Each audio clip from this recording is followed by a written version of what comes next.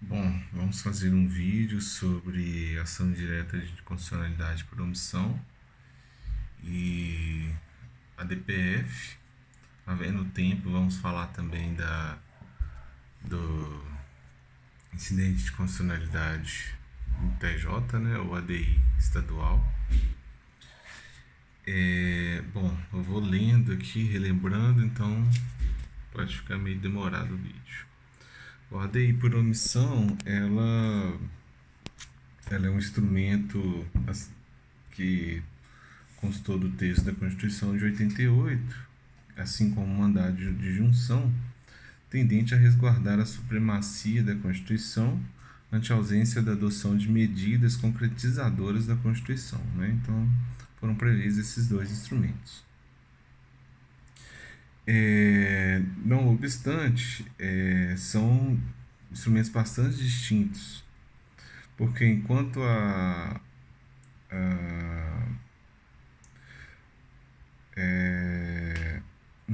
tal objetivo, né, ou seja, da regulamentação da Constituição é o principal objeto, a principal finalidade da ação direta por omissão, tal finalidade é secundária no mandado de junção, porque ele visa primordialmente concretizar um direito e não combater a falta da norma, né? Por isso mesmo, segundo entende o STF, não cabe a fungibilidade entre essas duas ações, né? Não é possível converter um mandado de junção em uma ADI por omissão e vice-versa, né? A ADI por omissão, portanto, não defende interesses subjetivos. Trata-se de um processo objetivo.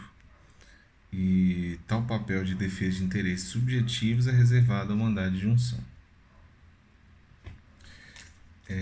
A ADI por omissão, né, naturalmente, ela vai ser julgada no Supremo.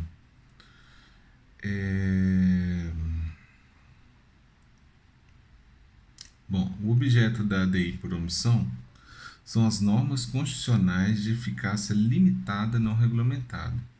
Então é importante lembrar, o objeto da ADI por omissão são as normas constitucionais com eficácia limitada não regulamentada. Então, normas com eficácia plena ou contida não seriam objeto da ADI por omissão, né? Essa ausência de regulamentação pode ser uma omissão total, quando o poder público não desincumbiu desse seu dever de regulamentar a norma constitucional, ou uma omissão parcial, em que há uma regulamentação tendente a concretizar a norma constitucional, porém ela é insuficiente ou deficiente. Nesse caso, o STF entende que é possível propor propositura tanto de uma ADO, ou uma ADI por omissão, quanto a própria ADI. Ou seja, há fungibilidade entre essas ações quando a gente tem uma omissão parcial. A omissão pode ser derivada de uma omissão legislativa, quando o Poder Legislativo não apresentou o projeto de lei ou não deu andamento a um projeto existente. Como pode ser, né, depois a gente vai ver, uma omissão do poder público em normatizar, em dar cumprimento à Constituição, quando em caso, por exemplo, dos decretos autônomos. Sobre essa omissão legislativa, a gente pode dizer que ela pode ser em casos de iniciativa reservada, ou seja, quando o órgão competente, segundo a Constituição, para iniciar o projeto legislativo não o inicia, então a omissão será desse órgão. Por exemplo, o presidente da República que não inicia uma lei que é competência dele iniciar, né? Então, a omissão será do presidente. Ou então,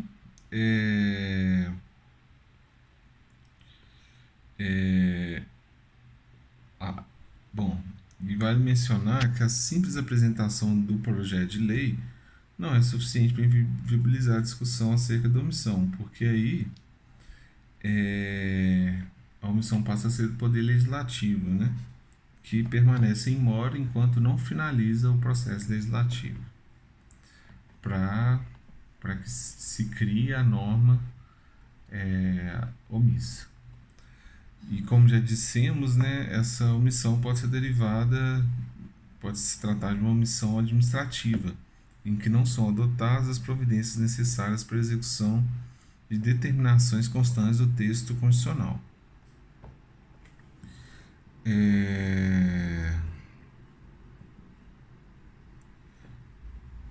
O STF entendeu pela impossibilidade de a ADO ser manejada para suprir uma ausência derivada de um ato administrativo concreto, isto é, desprovida de efeitos normativos. Portanto, só é cabível a ADO, segundo o STF, quando o ato normativo for primário ou secundário, e não de efeitos concretos. A Natália Masson critica essa posição do STF. Legitimação ativa são as mesmas autoridades, entidades e mesas que acionam a Corte para a ADI, a ADC e a DPF. Né?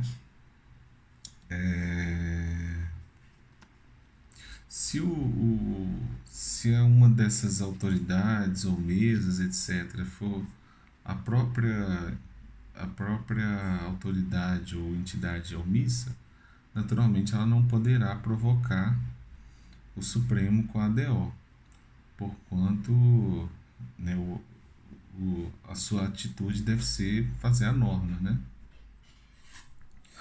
Quanto à legitimidade passiva, é sempre dos órgãos ou autoridades responsáveis pela edição da medida que irá efetivar o texto constitucional. Nunca será de particulares, em razão da impossibilidade de eles suprirem a ausência de regulamentação.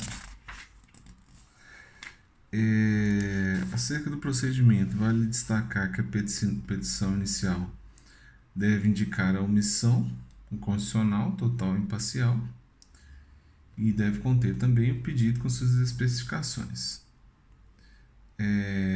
Se for inepta, não fundamentada ou manifestamente improcedente, poderá ser liminarmente indeferida pelo relator. Dessa decisão caberá agravo. Recebendo a petição, o relator pode solicitar informações, né, do sujeito passivo da ação. Pode solicitar a manifestação do AGU em 15 dias e depois, necessariamente, o PGR terá vista dos autos por 15 dias, se não for o autor, né? A decisão da ação é por maioria absoluta, né? Ou 8 membros, né? O deferimento da ação depende de 8 votos. A possibilidade de medida liminar, tanto na ADO total quanto na ADO parcial. A Lei 12.063 de 2009 fala que, em caso de excepcional urgência e relevância da matéria, o tribunal, por decisão da maioria absoluta de seus membros e presentes pelo menos 2/3, 8 ministros, né? Eu falei lá atrás que maioria absoluta, ela é decidida, né? O método da ação é decidido por maioria absoluta ou 8 ministros, errado. 8 ministros é o quórum de instalação, né? Que é 2/3 da Corte. Voltando na medida cautelar, ela pode ser deferida após audiência dos órgãos ou autoridades responsáveis pela omissão inconstitucional, os quais deverão pronunciar-se no prazo de 5 dias. E pode também ser determinada em 3 dias a oitiva do PGR. Quanto aos efeitos, a medida cautelar poderá consistir na suspensão da aplicação da lei ou do ato normativo questionado, no caso, naturalmente, de omissão parcial, em que há uma norma, né, regulamentando a questão, mas de forma incompleta. Ou então na suspensão de processos judiciais ou de procedimentos administrativos, ou ainda em outra providência a ser fixada pelo tribunal. Efeitos da decisão definitiva.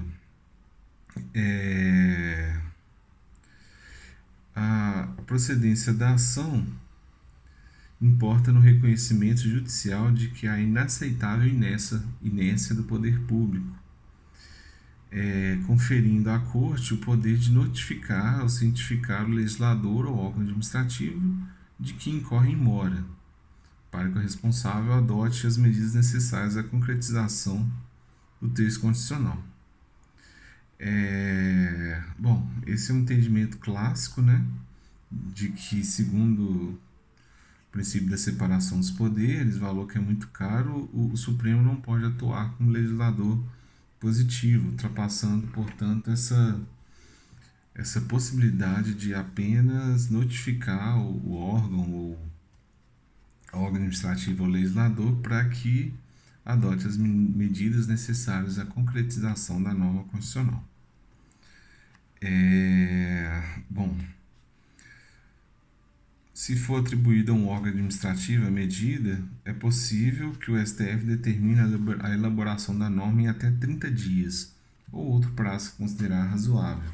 É o que fala o artigo 12H da Lei 9.868. Bom, mas vale mencionar que essa leitura dos efeitos da ADO sofreu um abalo significativo em novembro de 2016, em que o STF, na ADO 25, por maioria, julgou procedente a ação para declarar a mora do Congresso quanto à edição de lei complementar prevista no artigo 91 da DCT e fixou na oportunidade o prazo de 12 meses para que fosse sanada a omissão pelo Congresso Nacional, né? E caso transcorresse em autos esse prazo, caberia ao TCU regulamentar o dispositivo constitucional. Portanto, pela primeira vez, a Corte inequivocamente tratou de estabelecer um prazo para o legislador editar a norma faltante e impôs até mesmo uma consequência pelo descumprimento desse prazo. Fica aí esse registro, né? Bom, é o que cabia mencionar da ADO. Com relação à DPF,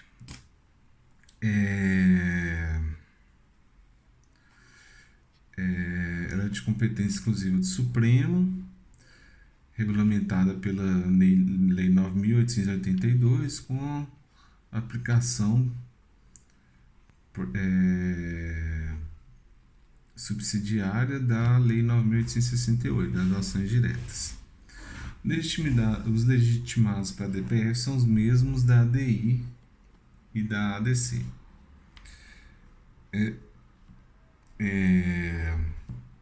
O que mais que eu vale mencionar?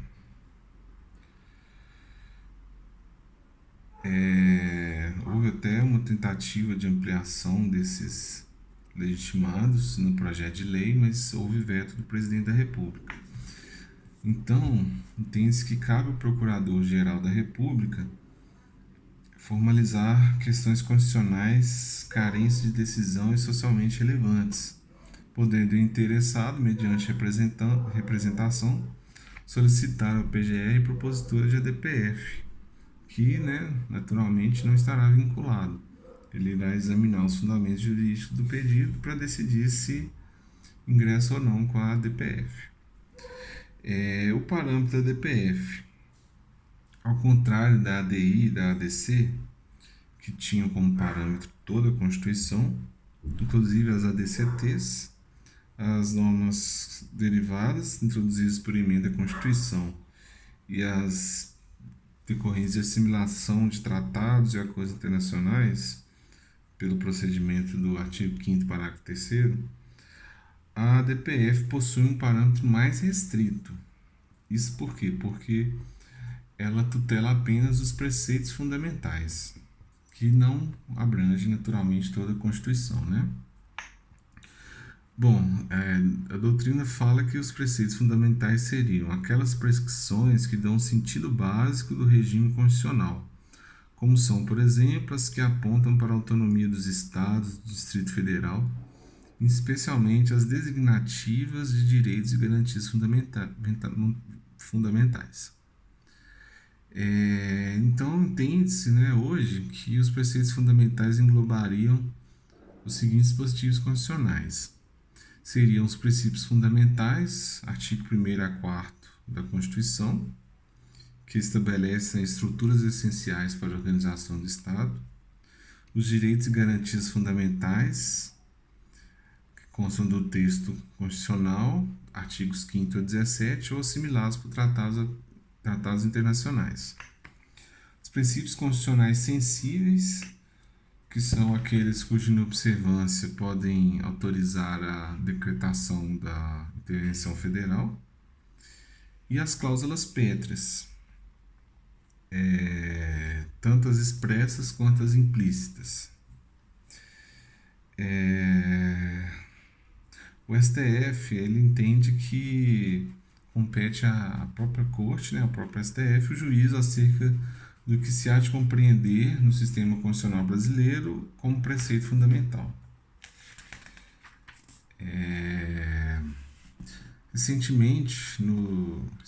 Relativamente, né, no informativo 538, na DPF 101, o STF afirmou como preceito fundamental, né, dentro desse escopo que a gente já mencionou, o direito à saúde, constante dos artigos 6º e 196, e o direito ao meio ambiente, direito fundamental e também previsto especificamente no artigo 225.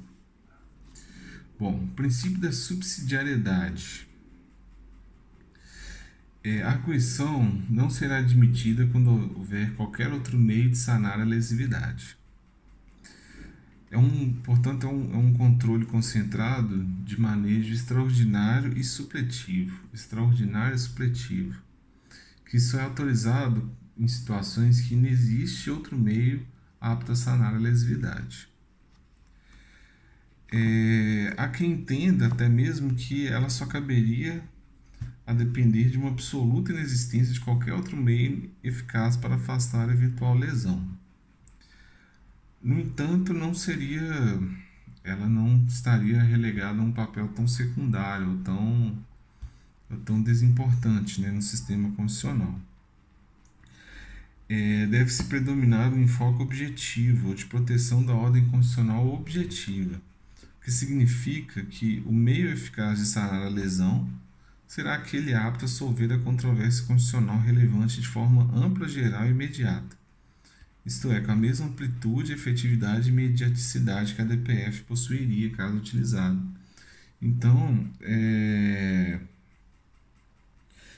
em casos em que cabe ação direta de constitucionalidade ou ação declaratória de constitucionalidade, não seria admissível a arguição do descumprimento, né? Pois, nesse caso, existe outro meio eficaz, tão eficaz ou mais do que a DPF, né?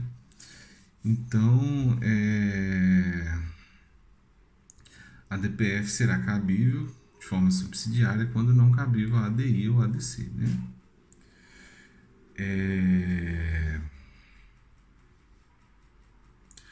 Portanto, é importante mencionar o entendimento do STF, que, sendo possível o ajuizamento de uma ADI perante o TJ estadual para impugnar a norma, inviabilizado fica o manejo da arguição perante o STF. Ou seja, né, se for um caso em que há uma ofensa a uma norma constitucional estadual de reprodução obrigatória ou de mera reprodução na Constituição do Estado, havendo essa ofensa à Constituição do Estado, a arguição não será cabível perante o STF, em face do seu caráter subsidiário, né? Não obstante, o STF reconhece a fungibilidade entre a ADI e a DPF. Se a DPF for manejada de forma equivocada, quando era cabível a ADI, a Corte pode determinar o aproveitamento do feito como ADI, desde comprovada a perfeita satisfação dos requisitos para a propositura da ADI, né? Legitimidade ativa, objeto, fundamentação e pedido. No entanto, a Corte não admite essa fungibilidade em caso de erro grosseiro, em que é óbvio que é cabível uma ação e a parte maneja a outra, né? Um exemplo, né, previsto até no constou no informativo 771 do STF. Em se tratando de uma impugnação de lei ordinária federal pós-constitucional, a propositura da arguição, em vez da ação direta, encerra incontestavelmente um erro grosseiro. Né? Não há dúvida nesse caso de que não cabe a arguição.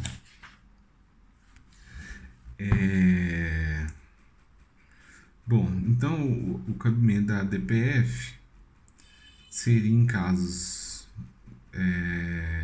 relativos ao controle de legitimidade do direito pré-constitucional, normas anteriores à edição da Constituição de 88, ou posteriores à Constituição de 88, mas anteriores à norma constitucional invocada, no caso de emenda constitucional, né? É cabível a DPF para o controle de direito municipal em face da Constituição. Isso é importante porque cai muito em prova. Direito municipal não é objeto de ADI e ADC, mas pode ser de ADPF. E também, terceiro, nas controvérsias sobre direito pós-constitucional já revogado ou cujos efeitos já se exauriram. Direito pós-constitucional já revogado ou cujos efeitos já se exauriram.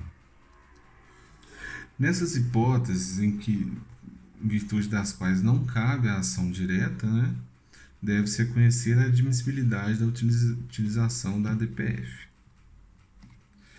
E também, somadas a essas hipóteses, tem uma quarta hipótese importante, que é o cabimento diante de decisões judiciais construídas a partir de interpretações violadoras de preceitos fundamentais. É isso. Bom, sobre as espécies de ADPF. Existem duas, a arguição autônoma e a incidental. A autônoma tem por finalidade evitar ou reparar lesão a preceito fundamental resultante de ato do poder público. É uma ação cuja propositura independe da demonstração da existência de controvérsia. Não há controvérsia, não há lide aqui, né? Por se tratar de uma ação eminentemente objetiva, né? Constitui processo objetivo a ser julgado pelo STF. Sobre a expressão ato do poder público, a gente tem que entender o que seriam. Seriam atos emitidos pelo Estado ou praticados por entidades privadas que atuam por delegação do poder público. Então, empresas concessionárias e permissionárias de serviço público estariam dentro aqui, os atos emanados delas, né? Quando no exercício da função pública. A expressão alcança não só atos normativos, primários e secundários, mas também administrativos e judiciais. Abrange também omissões estatais.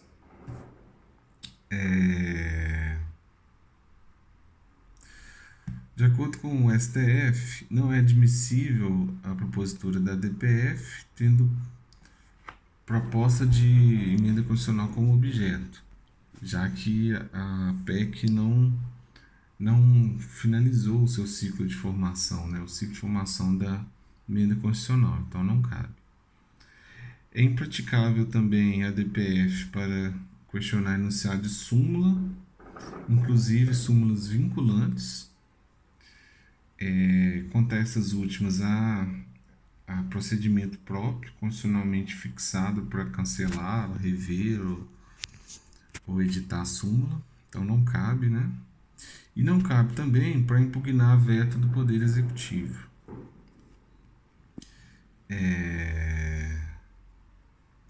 Muito embora já tenha tido uma decisão monocrática do Celso de Mello admitindo, mas é uma decisão isolada, né? Prevalece que não pode impugnar veto do Poder Executivo.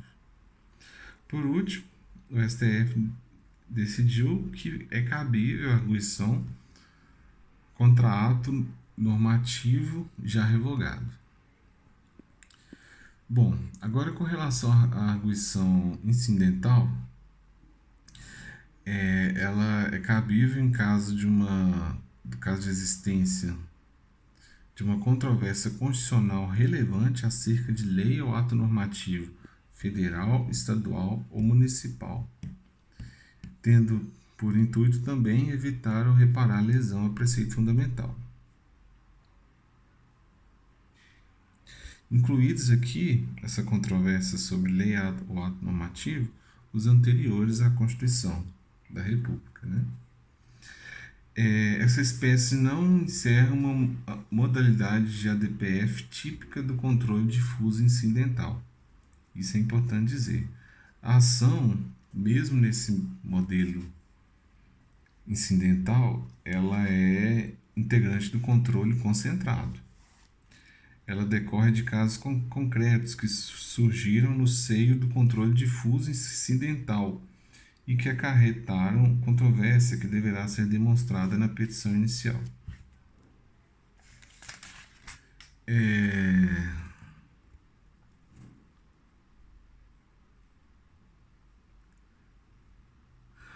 O STF ele não se manifesta sobre os casos concretos que estão em discussão nos processos que tramitam no controle difuso.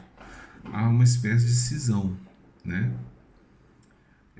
Verificada deixa eu só ver aqui.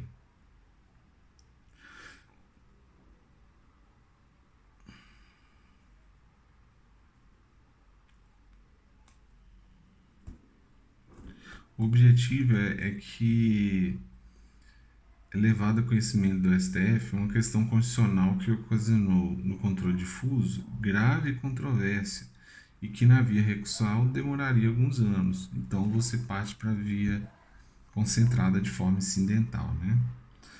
Ocorrerá uma cisão entre a questão constitucional e as demais questões suscitadas pelas partes no caso concreto, cabendo à Corte Constitucional a apreciação apenas da primeira, ou seja, o STF vai analisar só a questão constitucional, uma vez que a competência para decidir acerca da pretensão deduzida continua sendo dos órgãos judiciais ordinários. Somente na inicial da DPF incidental deve o legitimado ativo comprovar a existência de controvérsia constitucional relevante. Esse requisito, ou seja, o requisito da existência de controvérsia constitucional relevante só existe na incidental. Na DPF autônoma não é necessário demonstrar a presença desse requisito. Não são legitimadas a propositura da DPF, isso é importante dizer, as partes das ações no controle difuso que suscitaram a utilização dessa modalidade de arguição. Os legitimados a DPF incidental são os do artigo 103 da Constituição, ou seja, são os mesmos da ADI, da ADC e da DPF autônoma. Então, tanto a autônoma quanto a incidental serão legitimados da Constituição. As partes do caso concreto, que suscitaram a utilização do controle difuso, ou dessa modalidade de arguição, elas não têm legitimidade para propor a DPF incidental. Beleza. Medida cautelar na DPF.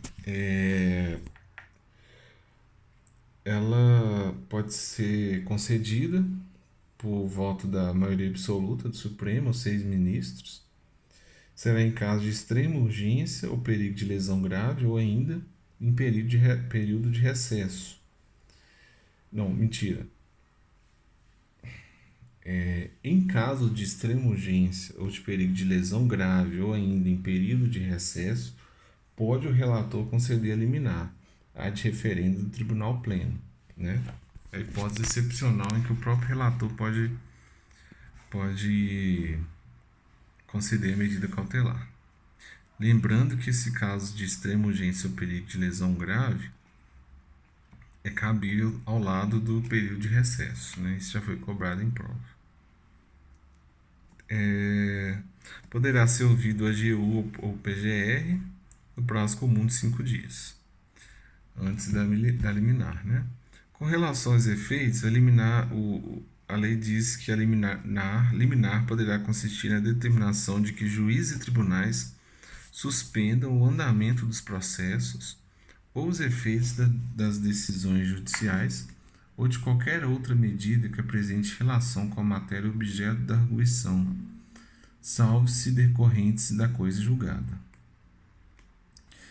Segundo a doutrina, esse efeito envolve diretamente a DPF incidental.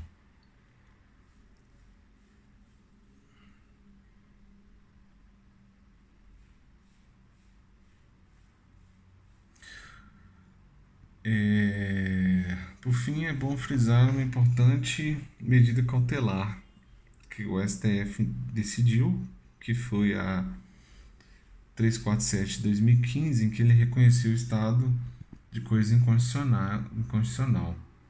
O STF entendeu que o sistema prisional brasileiro, nele ocorre violação sistemática e generalizada de direitos fundamentais dos presos, no tocante à dignidade, rigidez física e integridade psíquica. Ele determinou, concedendo parcialmente a cautelar, né, que os juízes e tribunais passem a realizar audiências de custódia no prazo máximo de 90 dias, de modo a viabilizar o comparecimento do preso perante a autoridade judiciária em até 24 horas do momento da prisão. Além disso, a liberação do saldo acumulado do Fundo Penitenciário Nacional, sem qualquer tipo de limitação para a utilização na finalidade para a qual foi criado. Vale mencionar também sobre esse tema que o STF definiu no recurso extraordinário 580252 que o preso submetido à situação degradante e à superlotação da prisão tem direito à indenização do Estado por danos morais. Com relação à decisão definitiva da DPF, devem estar presentes ao menos 8 ministros, ou seja, o quórum especial para a tomada da decisão. E com relação ao quórum de julgamento, será a maioria absoluta. A lei aprovada falava em 2/3, mas foi vetado pelo presidente, né? Mas aí ficou o entendimento, né, do STF que será tomada pela maioria absoluta dos membros, ou seja, 6 ministros, como nas demais ações de controle concentrado. Sobre a decisão, ela terá efeitos contra todos, erga omnes. Seus efeitos também serão vinculantes, retroativos ou ex tunc, havendo a possibilidade de modulação dos efeitos temporais. A decisão que julgar procedente ou improcedente o pedido feito na DPF não pode ser objeto de ação rescisória, né? Logicamente, né? E segundo o artigo 12 da lei, é irrecorrível, muito embora se entenda ser cabível a interposição de embases declaratórios, como ocorre na ADI e na ADC. A doutrina fala que no caso da DPF incidental, a decisão também terá um efeito de natureza intraprocessual, pois a solução dada pelo STF, a DPF incidental, constituirá antecedente lógico e necessário para o julgamento das causas geradoras do incidente.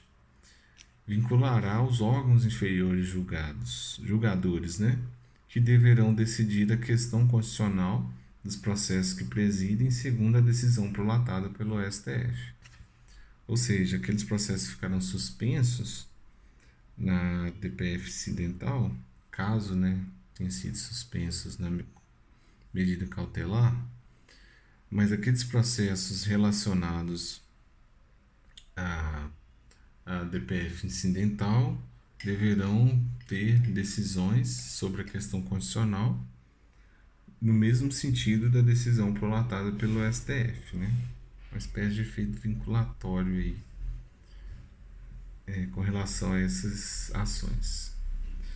Bom, é isso. Não vai dar para falar do controle de constitucionalidade dos estados, porque é complexo, vai merecer um novo vídeo. É isso.